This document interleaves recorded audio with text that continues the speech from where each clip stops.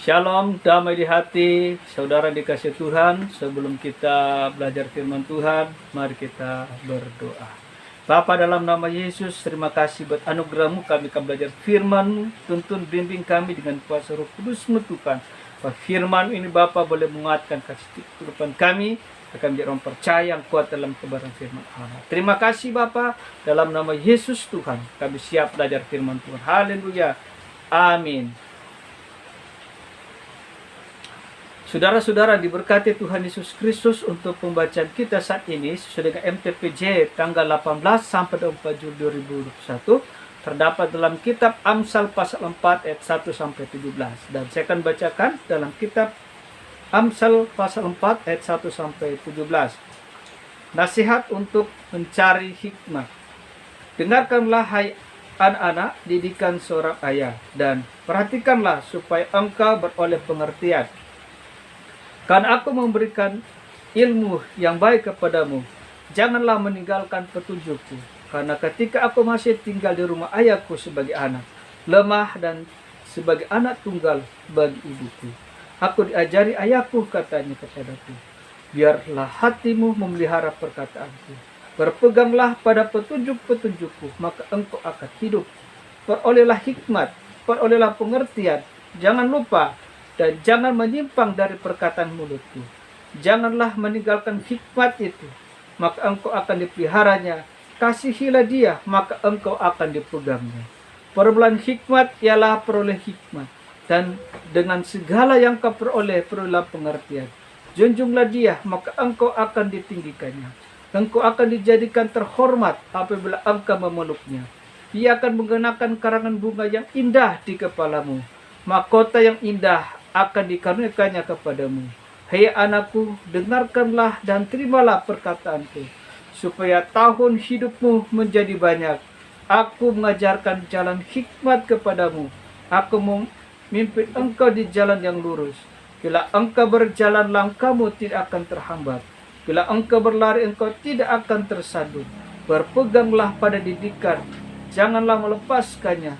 Peliharalah dia, karena dialah hidupmu. Janganlah menempuh jalan orang fasik, dan janganlah mengikuti jalan orang jahat. Jauhilah jalan itu, janganlah melaluinya. Menyimpanglah daripadanya dan jalanlah terus. Karena mereka tidak dapat tidur bila tidak berbuat jahat. Kantuk mereka lenyap bila mereka tidak membuat orang tersandung. Karena mereka makan roti kefasikan dan minum anggur kelali. Saudara kasih Tuhan, berkati oleh Tuhan Yesus Kristus dalam Amsal 4 ayat 1 sampai 17 di sini, di mana Salomo ingatkan bagi kita semua bahwa hikmat itu sangat penting dalam kehidupan kita. Bagaimana kita memiliki hikmat dan bagaimana kita menggunakan hikmat, dan bagaimana dengan hikmat yang Allah berikan dalam kehidupan kita, kita mampu membedakan mana jalan Tuhan, mana jalan yang bukan daripada Tuhan. Di ayat 1 sampai 4 ini berbicara tentang bagaimana kita memperoleh hikmat dalam kehidupan keluarga kita masing-masing. Di sini Salomo mengungkapkan bahwa ketika dia masih kanak-kanak, ternyata Salomo di bawah bimbingan dari ayahnya. Siapakah ayah dari Raja Salomo? Ayahnya adalah Raja Daud. Kita tahu bersama Raja Daud adalah raja yang takut akan Tuhan, raja yang berkenan di hati Tuhan, di mana Raja Daud adalah raja yang sungguh-sungguh takut akan Tuhan. Ternyata Salomo ketika masih kanak-kanak, masih kecil, dia dalam bimbingan khusus dari ayahnya. Di sini ayahnya mengajari Salomo bagaimana belajar takut akan Tuhan, mengajari Salomo untuk hidup sesuai dengan kehendak Tuhan yang sempurna. Saudara kasih Tuhan, untuk itulah peranan orang tua sangat penting.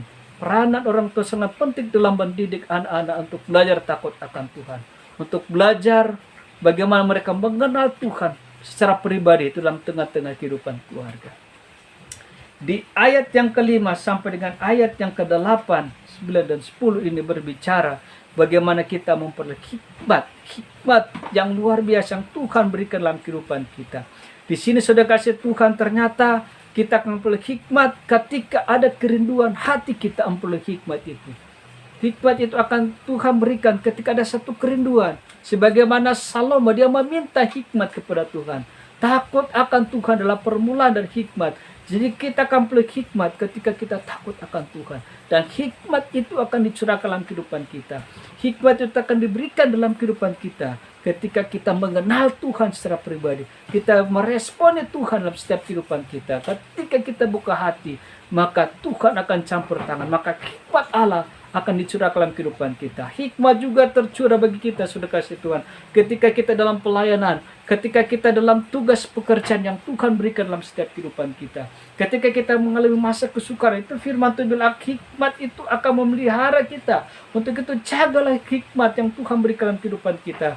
Karena di tengah-tengah kesulitan, masalah, tantangan terhadapi, ketika kita berserah, hikmat Allah yang akan dicurahkan bagi kita sehingga kita mampu lalu itu dengan kekuatan daripada Tuhan. Sebagian Daniel sudah kasih Tuhan. Di tengah-tengah kesukaran, kesulitan dalam pembuangannya, dia minta kepada Tuhan. Sehingga dia orang yang hebat, orang yang penting. Walaupun dia adalah seorang budak, tetapi dalam perbudakan dia muncul menjadi orang-orang hebat, sudah kasih Tuhan. Sudah kasih Tuhan, diberkati Tuhan Yesus Kristus di ayat 9, 10. Dan ayat yang ke-11 ini luar biasa, sudah kasih Tuhan, dengan hikmat yang Tuhan berikan dalam kehidupan kita. Di ayat yang ke-9, ia akan mengenakan karangan bunga yang indah di kepalamu, mahkota indah akan dikaruniakan kepadamu. Sudah kasih Tuhan, mahkota berbicara tentang kepemimpinan. Mahkota raja, ketika dia menjadi raja, dia akan dapat mahkota. Ada kuasa otoritas yang Tuhan berikan. Karangan bunga sudah kasih taruh di kepala. Saya teringat ketika pelayanan di Mikronesia, bersama dengan teman-teman ketika sampai di sana, bahkan ketika juga kami meninggalkan kota Yaper, siap di situ, mereka mengenakan apa, sudah kasih Tuhan? Mereka taruh karangan bunga di kepala kami. Semua tim kami semua dapat karangan bunga. Apa maksudnya itu? Itu tanda penghargaan, itu tanda mereka menerima kita. Sukacita luar biasa sekali ketika kami mendapat karangan bunga. Begitu juga sudah kasih Tuhan, ketika hikmat Allah Tuhan jaga, tolong pelihara, sudah kasih Tuhan. Itu bagaikan karangan bunga, ada kehormatan, ada kemuliaan. Bahkan dalam mahkota itu ada kuasa otoritas yang Tuhan berikan dalam setiap kehidupan kita. Di ayat selanjutnya sudah kasih Tuhan, di ayat yang 11, ayat 12 sampai di ayat 17 sudah kasih Tuhan. Ini mengajar bagi kita semua bahwa hikmat ini mengajarkan kita semua, sudah kasih Tuhan, kita akan mampu memilih jalan yang tepat. Di mana ada jalan kita sendiri, ada jalan iblis, dan ada jalan dari Tuhan.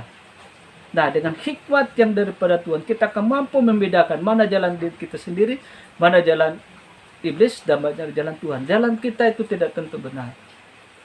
Apalagi jalan dari iblis. Jalan iblis adalah jalan menuju kepada kebinasaan.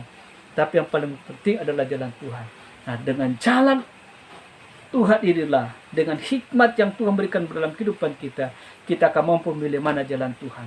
Di ayat ini saudara kasih Tuhan, berkata oleh Tuhan Yesus, kita diperhadapkan dengan banyak jalan. Kita tidak bisa berdiri sini, saudara kasih Tuhan. Kita pasti akan berkomunitas dengan orang lain, bahkan dalam dunia pekerjaan, dalam dunia bisnis, saudara kasih Tuhan, bahkan anak dalam pergaulan, di sekolah, baik di SD, SMP, SMA. Ada banyak pilihan-pilihan, ada banyak jalan yang diperhadapkan dalam kehidupan kita. Nah, dengan hikmat yang Tuhan berikan dalam kehidupan kita, maka kita akan mampu memilah, kita akan mampu memilih manakah jalan yang sesuai dengan kehendak Tuhan, manakah jalan yang berkenan di hadapan Tuhan, manakah jalan dari setan dan iblis yang akan membawa kita pada kehancuran. Berarti di sini saudara kasih Tuhan, ini membutuhkan yang namanya pilihan. Ini membutuhkan yang namanya komitmen, bagaimana kita memilih jalan Tuhan, ataukah kita memilih jalan iblis. Ingat, ketika kita memilih jalan iblis, di sini jelas di sini saudara kasih Tuhan, jangan menempuh jalan orang fasik, dan janganlah mengikuti jalan orang jahat, saudara kasih Tuhan. Alkitab mengikat bagi kita semua, jangan kita mengikuti jalan orang fasik, jangan kita mengikuti jalan orang jahat dalam dunia kerja, dalam dunia bisnis, saudara kasih Tuhan. Banyak kontrak-kontrak atau perjanjian-perjanjian atau hal-hal sudah kasih yang tidak berkenan di hadapan Tuhan. Dan kalaupun itu kita sudah tahu itu tidak sesuai dengan kehendak Tuhan, jangan kita ikuti, sudah kasih Tuhan. Kita tinggalkan itu. Dengan ada hikmat yang Tuhan berikan dalam kehidupan kita, maka hikmat ini akan menuntun kita. Dengan hikmat yang Tuhan berikan dalam kehidupan kita, dan ketika kita izinkan hikmat Allah bekerja dalam setiap kehidupan kita, maka hikmat inilah akan menuntun kita sehingga kita mampu memilih. Ini jalan sesuai dengan kehendak Tuhan. Ini jalan bukan kehendak Tuhan. Ini jalan menuju kepada kebinasaan.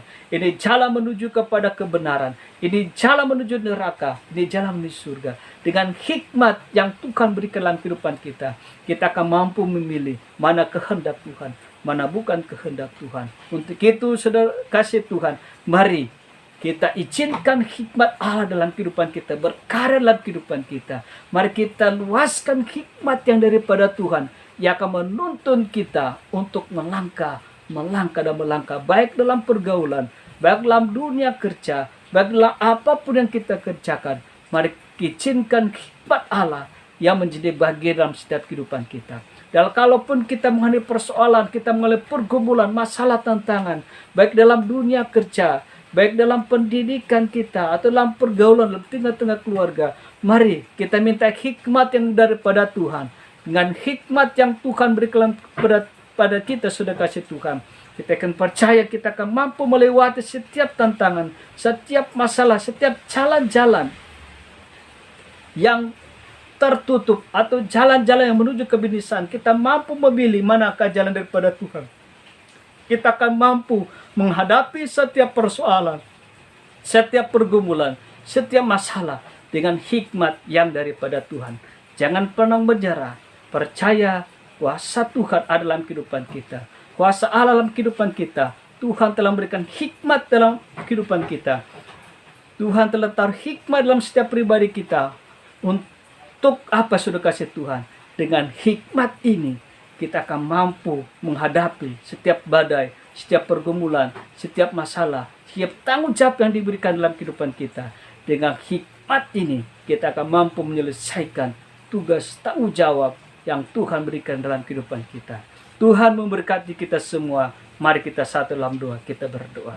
Bapa, terima kasih buat firman-Mu. Biarlah firman bertermata dalam kehidupan kami. Biar hikmat yang Kau berikan dalam kehidupan kami akan menuntun kami untuk melangkah pada jalan kebenaran-Mu. Terima kasih Bapa, di dalam nama Yesus Tuhan kami sudah berdoa dan mengucap syukur. Haleluya. Amin. Saudara dikasih Tuhan, diberkati oleh Tuhan Yesus Kristus.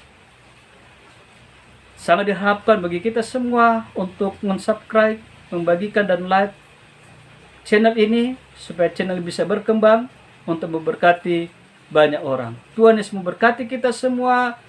Shalom, damai di hati.